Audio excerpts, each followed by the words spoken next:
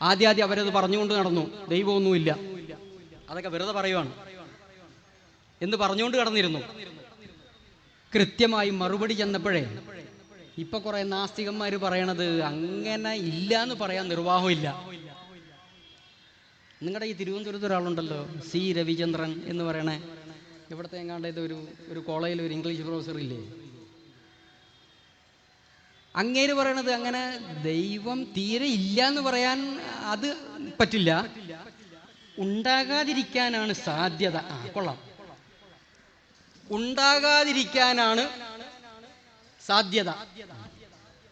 അല്ല, ഇല്ലെന്ന് പറ, ഇല്ലെങ്കിൽ ഇല്ലെന്ന് പറയാം, ഉണ്ടെങ്കിൽ ഉണ്ടെന്ന് പറയാം, ഉറപ്പില്ല. ഇദ്ദേഹത്തിൻ്റെ ഒരു ഗുരുവുണ്ട്, ഇംഗ്ലീഷുകാരൻ റിച്ചാർഡ് ഡോക്കിൻസ്. അയാളാണ് ലോകത്തിൽ നവനാസ്തികതയുടെ പിതാവ്. പിതാവെന്നോ അമരക്കാരനെന്നോ പല പേരിൽ വിളിക്കണ ഒരാളുണ്ട്. ദ ഗോഡ് ഡെല്യൂഷൻ എന്ന പേരിൽ ഒരു പുസ്തകം എഴുതിയിട്ടുണ്ട്. അതിനകത്ത് വലിയ നേതാവ് പറയണത് ദൈവം, ഇയാൾ പറഞ്ഞതുപോലെ തന്നെ, ദൈവം ഉണ്ടാകാതിരിക്കാനാണ് സാധ്യത. എങ്ങനെ? ഇല്ല എന്നല്ല, ഉണ്ടാകാതിരിക്കാനാണ് സാധ്യത. ചിലയിടത്ത് അയാൾ പറയണു ഞാനൊരു അഗ്നോസ്റ്റിക് ആണ്. അഗ്നോസ്റ്റിക് മീൻസ് ദൈവമുണ്ടോ ഇല്ല എനിക്ക് അറിഞ്ഞൂടാ. അതന്നെ, നിഷേധിക്കാൻ ധൈര്യമില്ല. പണ്ട് കാലത്ത് ചില നിരീശ്വരവാദികൾ ഉണ്ടായിരുന്നു, അവർ ദൈവം ഇല്ല എന്നൊക്കെ ധൈര്യത്തിൽ പറഞ്ഞിരുന്നു. ഇപ്പോൾ ഈ ശാസ്ത്രമൊക്കെ വികസിച്ച് വലുതായപ്പോഴേ ദൈവം ഇല്ല എന്ന് പറയാനുള്ള ചങ്കൂറ്റം അങ്ങ് പോയി, പറ്റണില്ല.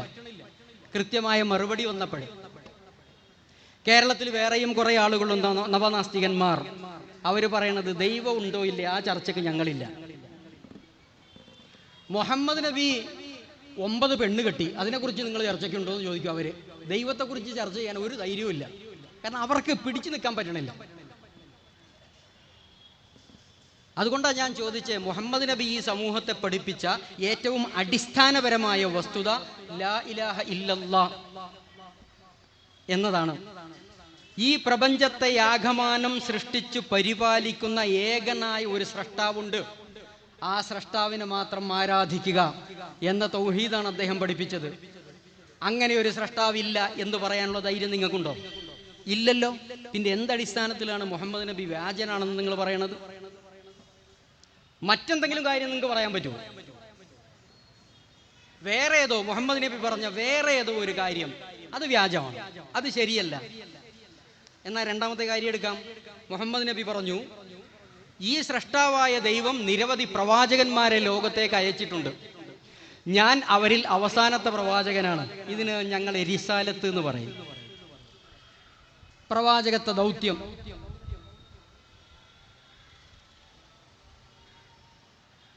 അവിടെ വരുമ്പോൾ നിങ്ങൾക്ക് എന്താക്കാം, മുഹമ്മദ് വ്യാജനാണ് എന്ന് പറയാം.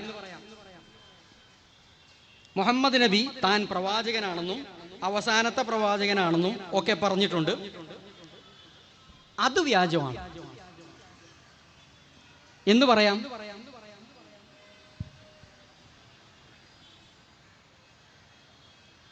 അപ്പോ അത് സംബന്ധിച്ച് കുറച്ച് ഡീറ്റെയിൽസ് പറയാനുണ്ട്, ശേഷം വരും. അതിനിടയ്ക്ക് ഒരു കാര്യം കൂടി പറഞ്ഞിട്ട് ഞാൻ ഈ രണ്ടാമത്തെ ഭാഗത്തേക്ക് തിരിച്ചു വരും. മൂന്നാമത് പറഞ്ഞ കാര്യം പരലോകമാണ്. ഈ ലോകം ഈ കാണുന്നത് പോലെ നിലനിൽക്കുകയൊന്നുമില്ല, ഇത് കുറെ കഴിയുമ്പോൾ അങ്ങ് തകർന്നു പോകും, അത് രണ്ടാമത് വീണ്ടും ഉണ്ടാവും എന്നൊക്കെ പറഞ്ഞിട്ടുണ്ട്. ലോകാവസാനം, ഒരു മറുലോകത്തിന്റെ നിർമ്മിതിയെക്കുറിച്ചുള്ള സംസാരം അദ്ദേഹം സംസാരിച്ചിട്ടുണ്ട്. അത് വ്യാജമാണെന്ന് പറയുന്ന ഒരു കാലം ഉണ്ടായിരുന്നു, വിവരമില്ലാത്ത കാലം. ഈ ലോകം എല്ലാ കാലത്തും ഇങ്ങനെ തന്നെ നിലനിൽക്കും, ഇത് നശിക്കാനൊന്നും പോണില്ല എന്ന് ആർജവത്തോടെ പറയാൻ ധൈര്യമുള്ള വല്ല നിയോ ഏത്തിസ്റ്റുകളും ഇന്ന് കേരളത്തിലോ ലോകത്ത് എവിടെയോ ഉണ്ടോ? ഈ ലോകം നശിക്കുകയൊന്നുമില്ല പറഞ്ഞവര് നേരത്തെ ഉണ്ടായിരുന്നു. പക്ഷെ ഇപ്പൊ നിങ്ങൾക്ക് പറയാൻ പറ്റുമോ ലോകം നശിക്കില്ല, ഇതിങ്ങനെ തന്നെ നിലനിൽക്കുമെന്ന്? പറയാൻ കഴിയില്ല. ഫിസിക്സിന്റെ പുതിയ കണ്ടെത്തലുകൾ അനുസരിച്ച് ഈ ലോകം നശിക്കാൻ പോകുന്നു. ഏതൊക്കെ രൂപത്തിൽ ഇത് നശിക്കാം, അതിന് പല സാധ്യതകളും ശാസ്ത്രം നമ്മുടെ മുമ്പിൽ വെക്കുന്നുണ്ട്. അതിൻ്റെയും ഡീറ്റെയിൽസിലേക്ക് പോകാൻ ഞാനില്ല, പോയി കഴിഞ്ഞാൽ നമുക്ക് സമയം തികയില്ല. ലോകം നശിക്കും. ഒരു ശാസ്ത്രകാരനും മര്യാദക്ക് ഫിസിക്സ് പഠിച്ച, ഭൗതിക ശാസ്ത്രം പഠിച്ച ഒരു ശാസ്ത്രകാരനും അഭിപ്രായ വ്യത്യാസവും ഇല്ല. ഇതൊക്കെ തകർന്ന് നശിച്ചു പോകും. ഒരു നിശ്ചിത കാലം വരെ ഈ സാധനം ഓടുകയുള്ളൂ. അതിനപ്പുറത്തേക്ക് ഇത് ഓടൂല. അതിനുള്ള ശക്തി അതിനില്ല. ഇതിനെ നശിപ്പിക്കാനുള്ള ശക്തി ഇതിനകത്ത് തന്നെ പ്രവർത്തിച്ചുകൊണ്ടിരിക്കുന്നു എന്നതാണ് പുതിയ കണ്ടുപിടുത്തം വരുന്നത്. അതുകൊണ്ട് ലോകം തകരുകയില്ല, അവസാനിക്കുകയില്ല, അങ്ങനെ ഒരു അവസാന നാളൊന്നും ഇല്ല എന്ന് പറയാനുള്ള ധൈര്യമൊന്നും ഇപ്പൊ ആർക്കും ഇല്ല. ആ ലോകം ഇനി രണ്ടാമത് ഉണ്ടാകുമോ? അത് ദൈവവിശ്വാസമായിട്ട് ബന്ധപ്പെട്ടതാ. നിങ്ങൾ ദൈവം ഉണ്ടോ ഇല്ലേ എന്ന് ആദ്യം പറ. അതിന്റെ അടിസ്ഥാനത്തിൽ നമുക്ക് തീരുമാനിക്കാം. ദൈവം ഉണ്ടെന്ന് പറഞ്ഞാൽ ഇതിന് ഉത്തരം കിട്ടും, ഇല്ലെന്ന് പറഞ്ഞാൽ വേറെ ചർച്ച നടത്താം. ചുരുക്കത്തിൽ വിശ്വാസപരമായി മുഹമ്മദ് നബി സല്ലല്ലാഹു അലൈഹി വസല്ലമ ലോകത്തിന് മുമ്പിൽ സമർപ്പിച്ച കാര്യങ്ങൾ അത് വ്യാജമാണ് എന്ന് പറയാൻ വിവരമുള്ള ഒരാൾക്കും ഇന്നത്തെ ലോകത്ത് സാധ്യമല്ല. ഏതാനും പതിറ്റാണ്ടുകൾക്ക് മുമ്പ് അതൊക്കെ സാധിച്ചിരുന്നു. അത്രയേ നമ്മുടെ വിവരം ഉണ്ടായിരുന്നുള്ളൂ. ഇപ്പൊ കുറേയൊക്കെ വിവരം കൂടിയപ്പോൾ അത് നിഷേധിക്കാൻ പറ്റാത്തൊരു അവസ്ഥയിലേക്കാണ് യഥാർത്ഥത്തിൽ നമ്മൾ പോയിക്കൊണ്ടിരിക്കുന്നത്. മുഹമ്മദ് നബിയുടെ പ്രവാചകത്വവുമായി ബന്ധപ്പെട്ട കാര്യങ്ങളിൽ വ്യാജാരോപണം നടത്താം. അദ്ദേഹം പ്രവാചകനൊന്നുമല്ല എന്ന് വേണമെങ്കിൽ നിങ്ങൾക്ക് പറയാം. അത് അദ്ദേഹം പറഞ്ഞത് കളവാ. അത് പറയാനുള്ള ഒരു ചാൻസ് ഉണ്ട്. പക്ഷെ പറയുന്നത് യുക്തിഭദ്രമായിരിക്കണം. വളരെ യുക്തിഭദ്രമായി ഉത്തരങ്ങൾ പറയണം. ചോദ്യം എന്താണെന്ന് ചോദിച്ചാൽ, മുഹമ്മദ് നബി എന്തിനാണ് താൻ പ്രവാചകനാണെന്ന കള്ളം പറഞ്ഞത്? എന്താ അതുകൊണ്ട് നേട്ടം അദ്ദേഹത്തിന്? അല്ല, ഒരാൾ ഒരു കള്ളം പറയണത് എന്തിനാ?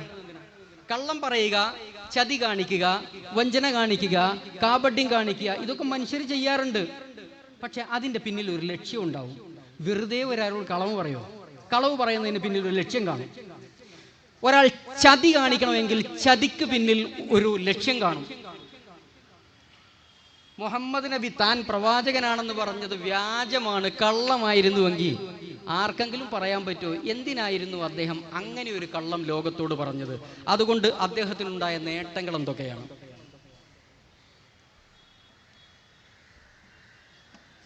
നമ്മുടെ നാട്ടിൽ കള്ളം പറഞ്ഞും ചതിച്ചും വെട്ടിപ്പ് നടത്തിയും വലിയ പണക്കാരാവുക, വലിയ സ്വാധീന ശക്തി. ഇപ്പൊ എന്താണ് വോട്ട് ചോരി എന്നൊക്കെ പറഞ്ഞ് നടക്കണില്ലേ? വോട്ട് കട്ടു എന്നൊക്കെ പറഞ്ഞിട്ട് രാഷ്ട്രീയ രംഗത്ത് വലിയ ചർച്ചകൾ നടക്കുന്നത്. വോട്ട് കട്ടത് എന്തിനാ? പ്രത്യേകിച്ച് ഉദ്ദേശമൊന്നും ഇല്ലാതെയാണ് എന്തിനാ കള്ളം നടത്തുന്നത്? കള്ളം നടത്തുന്ന അധികാരം കിട്ടാൻ. വോട്ടിൽ കള്ളങ്ങൾ നടത്തി അധികാരത്തിലേറുക. ഒന്നുകിൽ അധികാരം, അതല്ലെങ്കിൽ പണം, അതല്ലെങ്കിൽ സുഖിച്ച് ജീവിക്കാനുള്ള എന്തെങ്കിലും ഒരു അവസരം. ഇതിനൊക്കെ അല്ലാതെ മനുഷ്യനെന്തിനാ കള്ളം പറയുന്നത്? കള്ളം പറയുന്നതിന് പിന്നിൽ ലക്ഷ്യങ്ങൾ ഉണ്ടാവണം. അതാണ് മനുഷ്യന്റെ യുക്തിയും ബുദ്ധിയും പറയുന്നതെങ്കിൽ ഉത്തരം പറയേണ്ട ഒരു ബാധ്യത നവനാസ്തികർക്കുണ്ട്. മുഹമ്മദ് നബി കള്ളം പറഞ്ഞത് എന്തിനു വേണ്ടിയായിരുന്നു? നിങ്ങൾക്ക് പറയാൻ പറ്റുമോ? ഒരു 100 കാരണങ്ങൾ നിങ്ങൾക്ക് പറയാം. അത് 100 എണ്ണവും ഞങ്ങൾ ഗണ്ണിച്ച് കൈ തരാം. നിങ്ങൾക്ക് കഴിയില്ല. ലോകത്ത് പലരും അതിന് ശ്രമിച്ചു നോക്കിയിട്ടുണ്ട്, പക്ഷേ പരാജയപ്പെടുകയാണ് ചെയ്തത്. മുഹമ്മദ് നബി പ്രവാചകനാണെന്ന് വ്യാജം പറഞ്ഞത് ഇന്ന ലക്ഷ്യത്തിനായിരുന്നു എന്ന് പറയാമോ? അല്ല, വെറുതെ അങ്ങൊരു കള്ളം പറഞ്ഞു. അയ്യോ, അങ്ങനെ വെറുതെ പറയില്ല. കാരണം ആ കള്ളം നിങ്ങൾ പറയുന്നതുണ്ടല്ലോ പ്രവാചകത്വം. ആ പ്രവാചകത്വം വാദിച്ചത് കൊണ്ട് അദ്ദേഹം ഈ ലോകത്ത് ഏറ്റ പീഡനങ്ങൾക്ക് കയ്യും കണക്കുമില്ല. അങ്ങനെ ഒരു മനുഷ്യൻ കളവ് പറഞ്ഞിട്ട് സ്വയം സമുദായത്തിന്റെ പീഡനം ഏറ്റെടുക്കുകയൊന്നുമില്ല. ലോക ചരിത്രത്തിൽ അതിന് സമാനതകളില്ല, ഉദാഹരണങ്ങളില്ല. യുക്തിവിരുദ്ധമാണ് നിങ്ങൾ പറയണത്. അങ്ങനെ നടക്കില്ല. മനുഷ്യൻ അങ്ങനെ ചെയ്യാൻ പോണില്ല. മനുഷ്യൻ നേട്ടങ്ങൾക്ക് വേണ്ടിയാണ് കള്ളം പറയണത്. സ്വയം തല്ലുകൊള്ളാൻ വേണ്ടി ആരും കള്ളം പറയാറില്ല. മുഹമ്മദ് നബിക്ക് എന്ത് നേട്ടമുണ്ടായി? അല്ലെങ്കിൽ പോട്ടെ, മുഹമ്മദ് നബി കളവ് പറയുന്ന ആളായിരുന്നോ? ഞങ്ങൾക്ക് മുസ്ലിങ്ങൾക്ക് കാര്യം ഉറപ്പുണ്ട്, അദ്ദേഹം കളവൊന്നും പറയില്ല. നിങ്ങളുടെ അഭിപ്രായം എന്താ? പറയാൻ പറ്റണില്ല. മുഹമ്മദ് നബി സല്ലല്ലാഹു അലൈഹി വസല്ലമ ജീവിച്ച കാലത്ത് അദ്ദേഹത്തെ കണ്ടും അദ്ദേഹത്തെ കേട്ടും അദ്ദേഹത്തെ അനുഭവിച്ചും ജീവിച്ചിരുന്ന ജനത പറയുന്നു ഇദ്ദേഹം കള്ളം പറയാറില്ല. അപ്പൊ പിന്നെ 1500 കൊല്ലം കഴിഞ്ഞിട്ട് ജനിച്ച നിങ്ങളാണോ സർട്ടിഫിക്കറ്റ് കൊടുക്കുന്നത് കള്ളം പറയുമെന്ന്? നിങ്ങൾ കേട്ടിട്ടുണ്ടോ കള്ളം പറയണത്? നിങ്ങൾ എവിടെന്നാ കേട്ടത്? മുഹമ്മദ് നബി കള്ളം പറഞ്ഞത് നിങ്ങൾ എവിടെ നിന്ന് കേട്ടു? മുഹമ്മദ് നബിയുടെ സംസാരം കേട്ടിരുന്ന, അദ്ദേഹത്തെ അനുഭവിച്ച് അദ്ദേഹത്തെ കൂടെ ജീവിച്ചിരുന്ന ആളുകൾ, അതിൽ ശത്രുക്കളുണ്ട്, മിത്രങ്ങളുണ്ട്. എല്ലാവരും ഒരുപോലെ പറയുന്നു, ഇദ്ദേഹം കള്ളം പറയുന്ന വ്യക്തിയല്ല, അദ്ദേഹം കള്ളം പറഞ്ഞിട്ടില്ല. ചരിത്രത്തിൽ ഇഷ്ടംപോലെ രേഖകളുണ്ട്. ഞാൻ നീട്ടി പറഞ്ഞിട്ട് സമയം കളയണില്ല. അദ്ദേഹത്തിനെ അൽ അമീൻ എന്ന ആളുകൾ വിളിച്ചിരുന്നു എന്ന് ചരിത്രത്തിൽ എഴുതിയിട്ടുണ്ട്. അൽ അമീൻ. അതൊക്കെ നിങ്ങൾ മുസ്ലിങ്ങൾ എഴുതിയ ചരിത്രമല്ലേ, ഞങ്ങളതൊന്നും സ്വീകരിക്കില്ല. മുസ്ലിങ്ങൾ എഴുതിയ വായിക്കണ്ട, അല്ലാത്ത ചരിത്രം ധാരാളം കിട്ടാനുണ്ട്. യൂറോപ്യന്മാരും മുഹമ്മദ് നബിയെ വിമർശിക്കാൻ വേണ്ടി ഗ്രന്ഥങ്ങൾ എഴുതിയ ഓറിയന്റലിസ്റ്റുകൾ വരെ അവരുടെ ഗ്രന്ഥത്തിൽ മുഹമ്മദ് നബി അങ്ങനെ കള്ളം പറയുന്ന ആളായിരുന്നില്ല, ജനങ്ങൾ അദ്ദേഹത്തെ അൽ അമീൻ, ദി ട്രൂത്ത്ഫുൾ എന്നായിരുന്നു വിളിച്ചിരുന്നത് എന്ന് സർ വില്യം മൂർ എഴുതി വെക്കുന്നു. ദ ലൈഫ് ഓഫ് മുഹമ്മദ് എന്ന പുസ്തകം ഒന്ന് വായിച്ചു നോക്കാം. നിങ്ങൾക്ക് വായിക്കണ ശീലമില്ല എന്ന് എനിക്കറിയാം, എന്തായാലും വെറുതെ പറയാണ്. വില്യം മൂർ ഇസ്ലാമിനെ അനുകൂലിച്ച് സംസാരിച്ച ആളൊന്നുമല്ല. അദ്ദേഹം ഇസ്ലാമിനെ ധാരാളമായി വിമർശിച്ചിട്ടുണ്ട്. പക്ഷേ മുഹമ്മദ് നബി സല്ലല്ലാഹു അലൈഹി വസല്ലമയെ കുറിച്ച് എഴുതിയപ്പോൾ അദ്ദേഹം പറഞ്ഞു, ഇല്ല, മുഹമ്മദ് നബിയെ നാട്ടുകാർ മുഴുവനും അല്ലമീൻ എന്നായിരുന്നു വിളിച്ചിരുന്നത്, അദ്ദേഹം അങ്ങനെ കളവ് പറയുന്ന ആളായിരുന്നില്ല എന്ന് അദ്ദേഹം എഴുതി വെച്ചിട്ടുണ്ട്. അപ്പോൾ മുസ്ലിം ചരിത്രം വായിക്കേണ്ട, വേറെ ആരോ എഴുതിയ ചരിത്രങ്ങൾ വായിക്കേ. എന്നിട്ട് മുഹമ്മദ് നബി ജീവിതത്തിൽ കള്ളം പറഞ്ഞിരുന്നോ എന്ന് നിങ്ങളൊന്ന് പറ. എവിടെയാ ഉള്ളത്? മുഹമ്മദ് നബിക്ക് പ്രവാചകത്വം കിട്ടി, അതാണല്ലോ വ്യാജെന്ന് നിങ്ങൾ പറയണത്. ചരിത്രം പറയണത് കുറച്ച് ദിവസം കഴിഞ്ഞ് അദ്ദേഹം മക്കയിലെ സഫ എന്ന് പറയുന്ന ഒരു കുന്നിന് മുകളിൽ കയറുന്ന ഒരു സംഭവം ചരിത്ര ഗ്രന്ഥം പറയുന്നുണ്ട്. ആ കുന്നിന് മുകളിൽ കയറിയിട്ട് അവിടെ ഉണ്ടായിരുന്ന മുഴുവൻ ഗോത്രങ്ങളുടെയും പേരെടുത്ത് ഉച്ചത്തിൽ വിളിച്ചു, വരുവിൻ. എല്ലാ നാട്ടുകാരും ആ കുന്നിന് ചുറ്റും സന്നിഹിതരായി. ആ സമയത്ത് അദ്ദേഹം ഒരു ചോദ്യം ചോദിക്കുന്നുണ്ട്. ഈ കുന്നിന്റെ താഴ്വാരത്തുകൂടെ ഒരു കുതിരപ്പട നിങ്ങളെ ആക്രമിക്കാൻ വരുന്നുണ്ട് എന്ന് ഞാൻ ഇപ്പോൾ പറഞ്ഞാൽ നിങ്ങൾ വിശ്വസിക്കുമോ? അകുന്തും മുസദ്ദിഖിയ, നിങ്ങൾ എന്നെ വിശ്വസിക്കുമോ? അതൊരു ചോദ്യമാണ്. അന്ന് അദ്ദേഹത്തെ കേട്ടും അനുഭവിച്ചും അദ്ദേഹത്തിന്റെ കൂടെ 40 വർഷത്തോളം ജീവിക്കുകയും ചെയ്ത ആ ജനത എന്തോ ഒരു മറുപടി പറയണ്ടേ? അവര് പറഞ്ഞ മറുപടി എന്താ? മാ ജറബ്ന അലൈക ഇല്ലാ സിദ്ഖ, നിന്നിൽ നിന്ന് സത്യമല്ലാതെ, സത്യസന്ധതയല്ലാതെ മറ്റൊന്നും ഇതുവരെ ഞങ്ങൾക്ക് അനുഭവിക്കാൻ കഴിഞ്ഞിട്ടില്ല.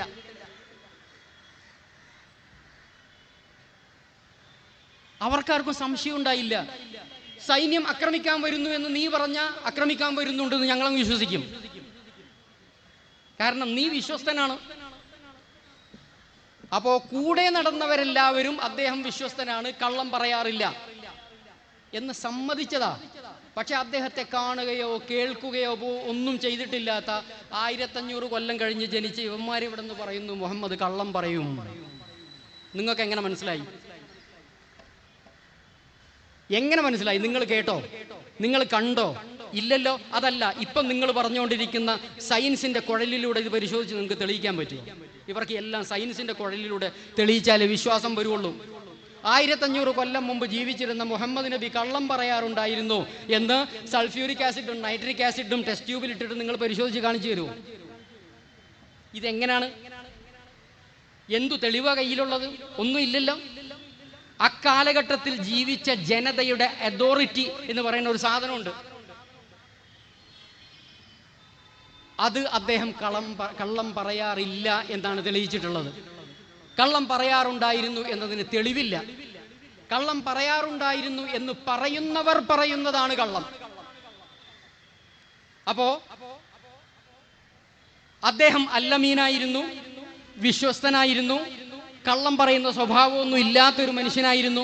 40 വർഷക്കാലം അങ്ങനെ തന്നെയാണ് അദ്ദേഹം ജീവിച്ചത്. 40 വർഷം കഴിഞ്ഞപ്പോഴാണ് ആദർശപരമായി ചില പുതിയ പ്രഖ്യാപനങ്ങൾ അദ്ദേഹം പ്രഖ്യാപിച്ചു. ലാ ഇലാഹ ഇല്ലല്ലാഹ് പറഞ്ഞു, മുഹമ്മദ് റസൂലുള്ളാഹ് പറഞ്ഞു, പല വിശ്വാസ കാര്യങ്ങളും പ്രഖ്യാപിച്ചു. അപ്പൊ അവിടെയുള്ള ആളുകൾ പറഞ്ഞു, ഞങ്ങൾക്ക് അത് അംഗീകരിക്കാൻ കഴിയില്ല. അത് സ്വാഭാവികതയാണ്. അതിൻ്റെ അർത്ഥം മുഹമ്മദ് പറഞ്ഞത് കള്ളമാണ് എന്നല്ല. ആശയങ്ങൾ അംഗീകരിക്കാൻ സാധിക്കാതിരിക്കുക സ്വാഭാവികമാണ്. കോൺഗ്രസ്സുകാരൻ കമ്മ്യൂണിസ്റ്റുകാരൻ്റെ ആശയം അംഗീകരിക്കുന്നുണ്ടോ? ഇല്ലല്ലോ. ഒരു കോൺഗ്രസ്സുകാരൻ ഈ സദസ്സിലുണ്ടെന്ന് വിചാരിച്ചോളൂ. കമ്മ്യൂണിസ്റ്റുകാരൻ്റെ ആശയം നിങ്ങൾ അംഗീകരിക്കുന്നുണ്ടോ? ഇല്ലല്ലോ. അതിനർത്ഥം കമ്മ്യൂണിസ്റ്റുകാരെല്ലാം കള്ളം പറയുന്നവരാണെന്നാണോ? അവർ കള്ളവാദികളാണെന്നാണോ? അതല്ല. അത് ആശയപരമായ വൈജാത്യങ്ങളാണ്. അത് ചിന്താപരമായ ചില വ്യത്യാസങ്ങൾ മാത്രമാണ്. വ്യക്തിപരമായി ഒരു ആൾ, കമ്മ്യൂണിസ്റ്റുകാരൻ വ്യക്തിപരമായി വ്യാജനാണ് എന്നൊരു കോൺഗ്രസ്സുകാരന് പറയാൻ പറ്റില്ല, ആശയം വ്യത്യസ്തമായതുകൊണ്ട്. ഏത് കക്ഷിക്കാരും അങ്ങനെ തന്നെയാണ്. പരസ്പരം ആശയപരമായി നമുക്ക് വിരുദ്ധ ചേരിയിലിരിക്കാം. അതിനർത്ഥം മറ്റു കക്ഷിക്കാരെല്ലാവരും വ്യാജന്മാരാണ് എന്നൊന്നും അതിനർത്ഥമില്ല. അവരുടെ ആശയം എനിക്ക് മനസ്സിലായില്ല, അതുകൊണ്ട് ഞാൻ ഉൾക്കൊണ്ടില്ല. എൻ്റെ ആശയം അവർക്കും മനസ്സിലായിട്ടില്ല, അതുകൊണ്ട് ഞാനത് ഉൾക്കൊണ്ടിട്ടില്ല. ഇത്രയേ അതിനർത്ഥമുള്ളൂ. മുഹമ്മദ് നബി ലാ ഇലാഹ ഇല്ലല്ലയും മുഹമ്മദ് റസൂലുള്ളയും പ്രഖ്യാപിച്ചപ്പോൾ അത് മനസ്സിലാക്കാൻ മറുകക്ഷിക്ക് സാധിച്ചില്ല. അവർ അവരുടെ ആശയത്തിൽ നടന്നു, ഇവർ ഇവരുടെ ആശയത്തിൽ നടന്നു. പക്ഷേ വ്യക്തിപരമായി അദ്ദേഹം കള്ളവാദിയാണെന്ന് അപ്പോഴും അവർ പറഞ്ഞില്ല.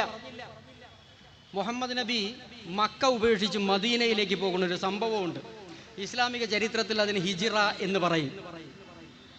ഈ പോകുന്ന സമയത്ത് അദ്ദേഹത്തിൻ്റെ വീട്ടിൽ കുറെ വിലപിടിപ്പുള്ള വസ്തുക്കൾ ഉണ്ടായിരുന്നു. മുഹമ്മദ് നബിയുടെ വീട്ടിൽ ആ വിലപിടിപ്പുള്ള വസ്തുക്കൾ അധികവും ശത്രുക്കളായ, ഇദ്ദേഹത്തിൻ്റെ ആദർശം സ്വീകരിക്കാത്ത ആളുകൾ ഇദ്ദേഹത്തിൻ്റെ അരികിൽ സൂക്ഷിക്കാൻ വെച്ച സ്വത്തായിരുന്നു, മുതലുകളായിരുന്നു. പോകുന്ന സമയത്ത് അലിയുബ്നു അബീ താലിബിനെ വിരിപ്പിൽ കിടത്തിയിട്ട് റസൂലുള്ളാഹി പറഞ്ഞു, ഞാനും അബൂബക്കറും പോകുന്നു, ഈ സാധനമൊക്കെ അതിൻ്റെ ഉടമസ്ഥന്മാർക്ക് തിരിച്ചു കൊടുത്തിട്ട് നീ വരാവൂ. എന്ത് മനസ്സിലാക്കണം? മുഹമ്മദ് നബിയുടെ ആദർശത്തിൽ വിശ്വാസമില്ലാതിരുന്ന ആളുകൾ പോലും വ്യക്തിപരമായി അദ്ദേഹം നല്ലവനായിരുന്നു, വിശ്വസിച്ചാൽ ചതിക്കില്ല, കള്ളം പറയില്ല എന്ന് വിശ്വസിച്ചിരുന്നു. വിലപിടിപ്പുള്ള വസ്തുക്കൾ അദ്ദേഹത്തിന്റെ വീട്ടിൽ കൊണ്ടുപോയായിരുന്നു സൂക്ഷിച്ചിരുന്നത്. എന്നിട്ട് നിങ്ങളിപ്പോൾ ഇരുന്നിട്ട് പറയണു മുഹമ്മദ് നബി വ്യാജമാണ്, കള്ളമാണ് പറയണത്. നിങ്ങൾ കേട്ടിട്ടുമില്ല, കണ്ടിട്ടുമില്ല. കേട്ടവരും കണ്ടവരും പറയട്ടെ, നിങ്ങളല്ല പറയേണ്ടത്. നിങ്ങൾക്ക് പറയാൻ പറ്റില്ല. അതല്ലെങ്കിൽ കള്ളമായ ഒരു മറ്റെന്തെങ്കിലും കാര്യം അദ്ദേഹം കള്ളമായി പറഞ്ഞതുണ്ടെങ്കിൽ നിങ്ങൾക്ക് ഉദ്ധരിക്കാൻ സാധിക്കും. ഇരിക്കട്ടെ, മുഹമ്മദ് നബി വിശ്വാസ കാര്യങ്ങളല്ലാതെ വേറെ പലതും പറഞ്ഞിട്ടുണ്ട്. ഒരു മനുഷ്യൻ മറ്റൊരു മനുഷ്യനെ കണ്ടാൽ പുഞ്ചിരിക്കണമെന്ന് പറഞ്ഞിട്ടുണ്ട്. അത് വളരെ നല്ല കാര്യമാണെന്ന് പറഞ്ഞിട്ടുണ്ട്. ഞങ്ങളുടെ ഭാഷയെ പറഞ്ഞ സദക്ക തബസ്സുമുക ഫീ വജ്ഹി അഖീക സദക്ക എന്നൊക്കെ പറയും. ഒരു നല്ല കാര്യമാണ്, നിങ്ങൾ എന്ത് ചെയ്തോളൂ. ഒരാൾ മറ്റൊരാളെ കാണുമ്പോൾ ഒന്ന് പുഞ്ചിരിക്കണം. അല്ല, ഇങ്ങനത്തെ ഒക്കെ അധ്യാപനങ്ങളാണ് മുഹമ്മദ് നബി പഠിപ്പിച്ചിട്ടുള്ളത്. അല്ല, ഇതൊക്കെ വ്യാജമാണ്, ചെയ്യണ്ടേ? വേണ്ടെന്ന അഭിപ്രായമുണ്ടോ? മോശമായിരുന്നു അദ്ദേഹം പഠിപ്പിച്ചത് എന്ന് നിങ്ങൾക്ക് അഭിപ്രായമുണ്ടോ? മുഹമ്മദ് നബി ജീവിതത്തിൽ പഠിപ്പിച്ച ഓരോന്നോരോന്ന് എണ്ണി പറയാം. അതിലേതെങ്കിലും ഒന്ന് വ്യാജമാണെന്ന് പറയാമോ?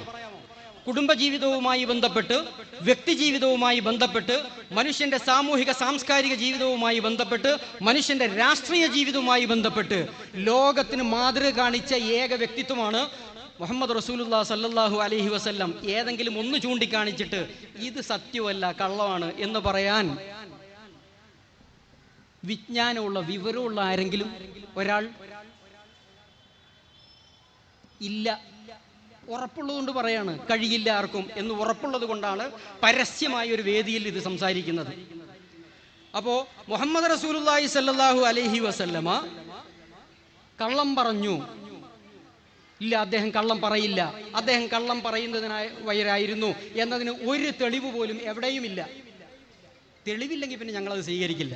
അല്ല, സംസാരിക്കുമ്പോൾ അങ്ങനെയാണല്ലോ, തർക്കങ്ങൾ ഉണ്ടാകുമ്പോൾ പ്രത്യേകിച്ചും അങ്ങനെയാണ്. മുഹമ്മദ് കള്ളം പറയുമെന്ന് നിങ്ങൾക്ക് അഭിപ്രായം ഉണ്ടെങ്കിൽ നിങ്ങൾ ആ പറഞ്ഞ കള്ളത്തിന്റെ ലിസ്റ്റിംഗ് തന്നേരെ. ഇന്ന കള്ളമൊക്കെ പറഞ്ഞിട്ടുണ്ട്. ജീവിതത്തിൽ ഉണ്ടോ കയ്യിൽ? ഇല്ല, ആരുടെ കയ്യിലും ഇല്ല.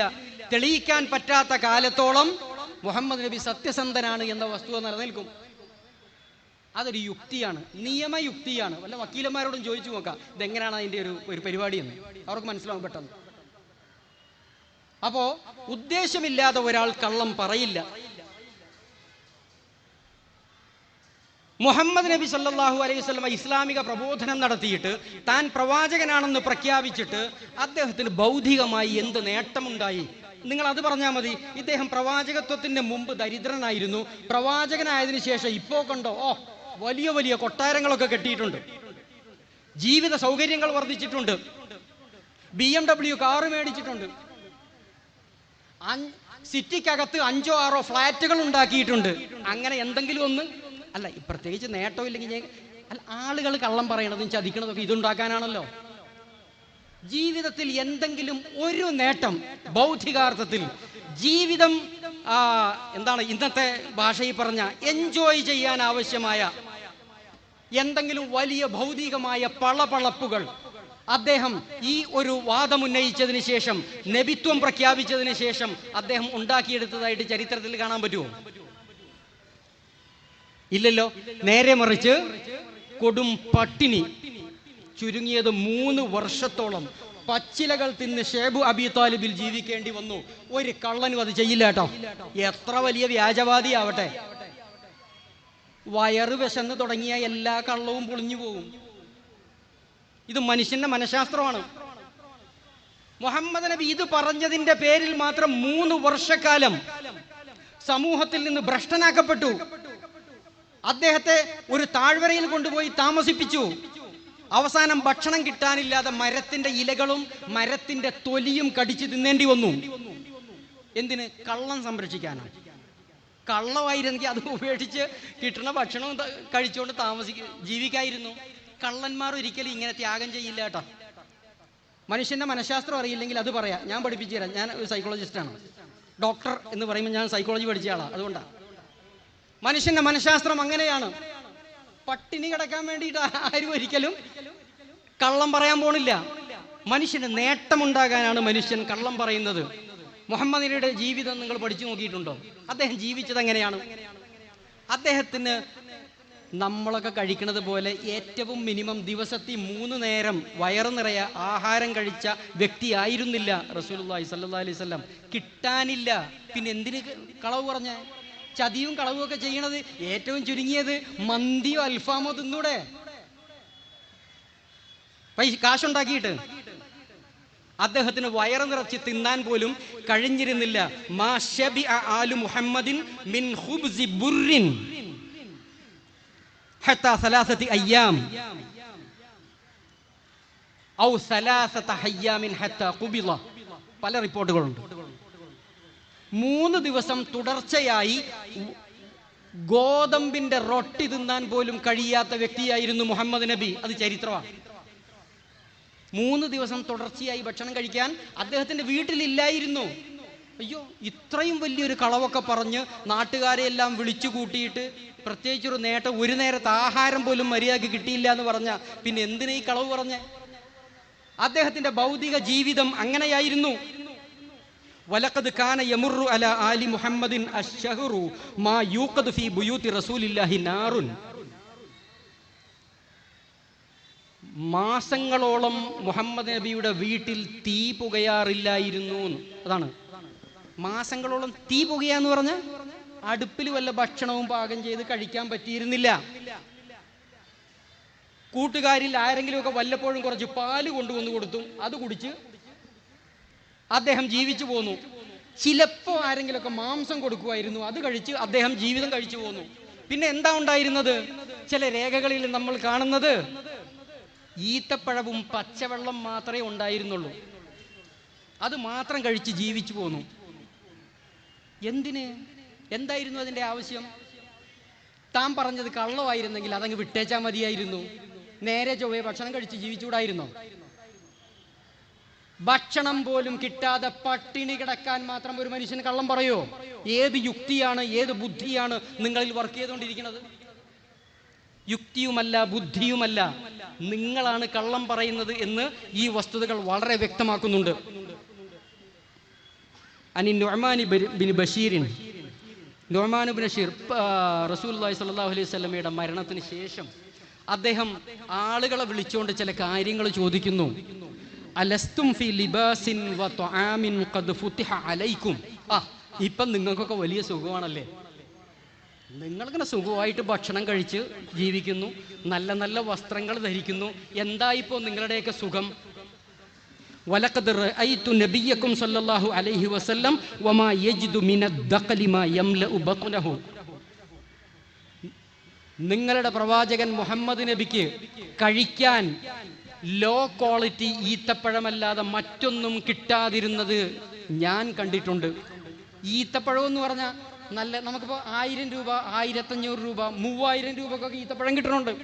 അതല്ല, 150 രൂപ കിട്ടുന്ന സാധനമില്ലേ, അതിനേക്കാൾ മോശമായ ഈത്തപ്പഴമായിരുന്നു മുഹമ്മദ് റസൂലുള്ള കഴിച്ചിരുന്നത്. അതിനാണ് ദഖൽ എന്ന് പറയുന്നത് അറബിയിൽ. വളരെ വില കുറഞ്ഞ, ക്വാളിറ്റി കുറഞ്ഞ ഈത്തപ്പഴം മാത്രം കഴിച്ച് ജീവിക്കേണ്ട അവസ്ഥയായിരുന്നു മുഹമ്മദ് നബിക്ക് ഉണ്ടായിരുന്നത്. അദ്ദേഹത്തിൻ്റെ ജീവിതത്തിൻ്റെ ഒരു ലാളിത്യം എന്ന് പറഞ്ഞാൽ കൈ നിറയെ കാശുണ്ടായിട്ട് ഭക്ഷണം കഴിക്കാതെ പോയി എന്നൊന്നുമല്ല അർത്ഥം. അദ്ദേഹത്തിനൊന്നും ഇല്ലായിരുന്നു. അദ്ദേഹം പ്രവാചകനായി എന്നതുകൊണ്ട് നാട്ടിൽ നിന്ന് ആളുകളോട് കലക്ഷൻ എടുത്തിട്ടില്ല, സ്വത്ത് സമ്പാദിക്കാൻ വേണ്ടി ശ്രമിച്ചിട്ടില്ല. പിന്നെ എന്തിനേ നിങ്ങൾ പറയുന്നത് പോലെയാണെങ്കിൽ എന്തിനാ ഈ വ്യാജം പറഞ്ഞത്? പിന്നെ മനുഷ്യൻ കള്ളം പറയുന്നത് എന്തെങ്കിലും ഒരു നേട്ടം ഉണ്ടാകാനല്ലേ? മുഹമ്മദ് നബിക്ക് ജീവിതത്തിൽ എന്തു നേട്ടമുണ്ടായി? മുഹമ്മദ് നബി കിടന്നുറങ്ങിയത് നിങ്ങളും ഞാനും കിടന്നുറങ്ങുന്ന വിരിപ്പിലല്ല, കിടക്കയിലോ ബെഡിലോ അല്ല. അദ്ദേഹം കിടന്നുറങ്ങിയിരുന്നത് ഈത്തപ്പനയുടെ ഓലകൾ കൊണ്ട് നിർമ്മിച്ചുണ്ടാക്കിയ പായയിലായിരുന്നു. പരുക്കൻ പായ. രാത്രി കിടന്ന് രാവിലെ എഴുന്നേറ്റ് നോക്കിയ ശരീരത്തിലാകമാനം അതിൻ്റെ പാടുകൾ ഉണ്ടാവും. അങ്ങനെ ഒരു പായയിലാണ് അദ്ദേഹം കിടന്നിരുന്നത്. കിടക്കുന്ന കാലം ഏതാണെന്ന് ചോദിച്ചാൽ ഇസ്ലാം വിജയം വരിച്ച് ഒരു രാജ്യത്തിന്റെ ഭരണാധികാരിയായി മുഹമ്മദ് നബി സല്ലല്ലാഹു അലൈഹി വസല്ലം ജീവിക്കുന്ന കാലത്തും അദ്ദേഹം ആ പായയിലാണ് കിടന്നുകൊണ്ടിരുന്നത്. അദ്ദേഹത്തിന്റെ അനുചരന്മാർക്ക് വല്ലാത്ത വിഷമം തോന്നിയിട്ടുണ്ട്. അവർ വന്നിട്ട് പറഞ്ഞു, പ്രവാചകരെ, കുറച്ചുകൂടി സോഫ്റ്റായ ഒരു പായ ഉണ്ടാക്കി തരട്ടെ, അതീ കിടന്നൂടെ? അങ്ങയുടെ ശരീരത്തിൽ ഈ പാടൊക്കെ കാണുമ്പോൾ ഞങ്ങൾക്ക് തന്നെ വല്ലാത്ത ഒരു അസ്വസ്ഥത. അല്ല, അദ്ദേഹം ഒരു കള്ളവാദിയായിരുന്നുവെങ്കിൽ കിട്ടുന്നത് പോരട്ടെ എന്ന് വെക്കൂല്ലേ? സോഫ്റ്റായ പായയാണെങ്കിൽ അത്, കിടക്കയാണെങ്കിൽ അത് വരട്ടെ എന്ന് കരുതണ്ടേ? മുഹമ്മദ് നബി അത് പറഞ്ഞില്ലല്ലോ. മാ ലീ വലിദ്ദുനിയ മാ അന ഇല്ലാ കറാകിബിൻ ഇസ്തളല്ല തഹ്ത ഷജറത്തിൻ സുമ്മ റാഹ ഫതറകഹ. എനിക്കെന്തിനാണ് നിങ്ങളുടെ ഈ ഭൗതികമായ വസ്തുക്കളൊക്കെ? ഞാനൊരു യാത്രക്കാരനാണ് ഈ ഭൂമിയിലെ. തൽക്കാലം ഒരു മരത്തണലിൽ വിശ്രമിക്കുകയാണെന്ന് നിങ്ങൾ കരുതിക്കോളൂ. വിശ്രമം കഴിയുമ്പോൾ അത് ഉപേക്ഷിച്ച് അങ്ങ് പോകും. അങ്ങനെയാണല്ലോ യാത്രക്കാര്. എൻ്റെ ജീവിതം അത്രയേ ഉള്ളൂ, അതുകൊണ്ട് എനിക്ക് ഈ പായ തന്നെ മതി. ഇങ്ങനെ ഒരാൾ പറയോ? അദ്ദേഹം ആരായിരുന്നു? ഒരു രാജ്യത്തിൻ്റെ ഭരണാധിപനായിട്ട് അദ്ദേഹം പറയുന്നത് എനിക്ക് ഈ പരുക്കൻ പായ തന്നെ മതി, എൻ്റെ ശരീരത്തിൽ പാടുകൾ വീണോട്ടെ, കുഴപ്പമൊന്നുമില്ല, ഞാൻ ഇതിൻ്റെ ആളല്ല, ഞാൻ ഈ ലോകത്ത് കേവലം ഒരു യാത്രികനായി മാത്രം വന്ന ഒരാളാണ്.